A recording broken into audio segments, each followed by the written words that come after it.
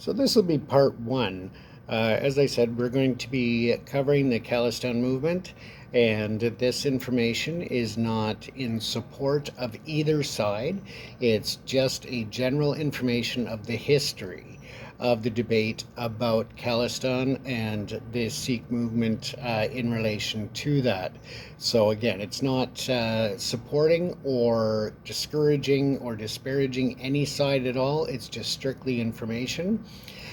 So the Khalistan movement is a separatist movement seeking to create a homeland for Sikhs by establishing an ethno-religious sovereign state called Khalistan. So I will again have several parts to this. This video is brought to you by ProPix Canada Media Limited. We are a freelance organization that brings stories and information from around the world, and we rely on public donations to continue our work around the globe.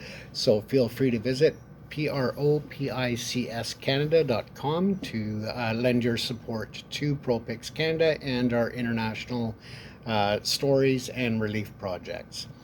So we'll continue on here as I said, with Khalistan. They wanted to form the sovereign state in the Punjab region of Punjab. Well, larger claims included Pakistani Punjab and other parts of North India, such as Changar, Haryana, Himachal Pradesh, and excuse me if I pronounce them wrong, and Lahore. So they've been proposed as the capital of Khalistan. The call for the Sikh state began in the wake of the fall of the British Empire in 1940. The first explicit call for Khalistan was made in a pamphlet by that title of just plainly Khalistan. The financial and political support of the Sikh diaspora, the movement flourished in the Indian state of Punjab, which is a state majority population, continuing through the 1970s and 80s, and reached its height in the late 1980s.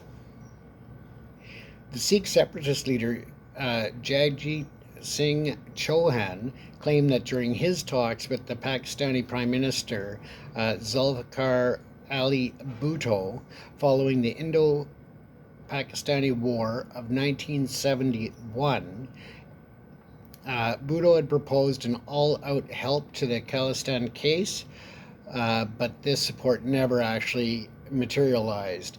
In the 1990s, the insurgency petered out and the movement failed to reach its objective for many multiple reasons, including a heavy police crackdown on separatists, factional infighting, and disillusionment by the Sikh population. So that's where that materialized or petered out at that time. There is some support within India and the Sikh diaspora, with yearly demonstrations in protest of those killed in Operation Blue Star, which we will cover in another segment, another part of this series. So we will get more into Operation Blue Star and what happened there, and that'll give you a bit more background about the whole challenge for Khalistan and so forth. So again, we'll get into that a bit later. But in early 2018, some militant groups were arrested by police in the Punjab, India. Former Chief Minister of Punjab, Aminder Singh, claimed that the recent extremism is backed by Pakistan's Inner Service Intelligence, so the ISI. And former Chief Minister of Punjab was making that claim, as well as Khalistani sympathizers in Canada, Italy, and the UK. Mr. Mann, elected in 2022 from Sangar, is currently the only open Khalistani MP in the Indian Parliament, and his party, the Shiromani Akali Dal Amritsar, is currently the only pro-Khalistan party in the Indian Parliament. So that's where we're looking at 2022 and now into 2023. Sikhs have been concentrated in the Punjab region of South Asia, Before its conquest by the British Empire, the region around Punjab had been ruled by the Confederacy of Sikh Misis, founded by Banda Singh Bahadur.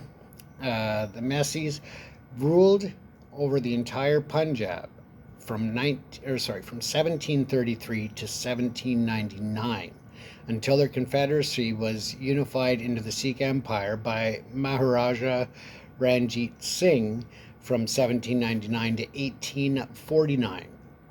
At the end of the Second Anglo-Sikh War in 1849, the Sikh Empire dissolved into separate princely states in the British province of Punjab.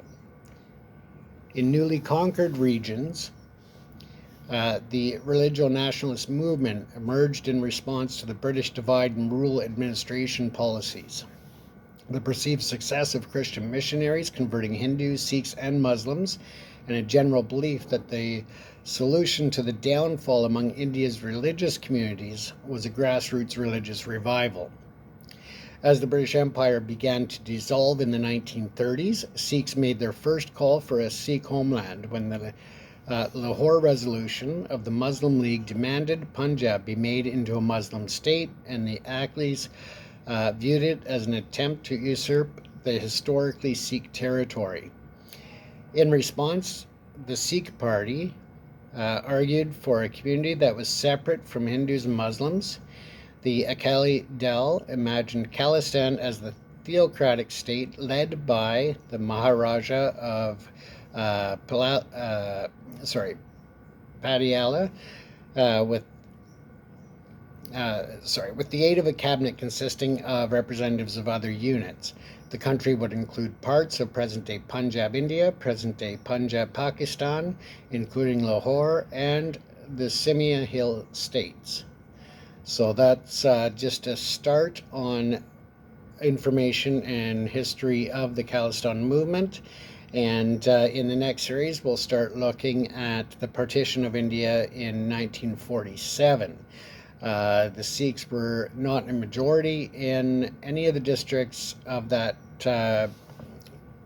pre-partition British Punjab state, but we'll get into that in the next part of this series. Thank you for tuning in. Don't forget to follow or subscribe to get the other parts of this series. And again, you can find more information on ProPix Canada Media and our international involvement in bringing stories and information to the world at www.propicscanada.com. And we are a freelance agency and rely on contributions by the public to continue our work. So be sure to check out our website. Thank you for tuning in, and we'll see you in part 2.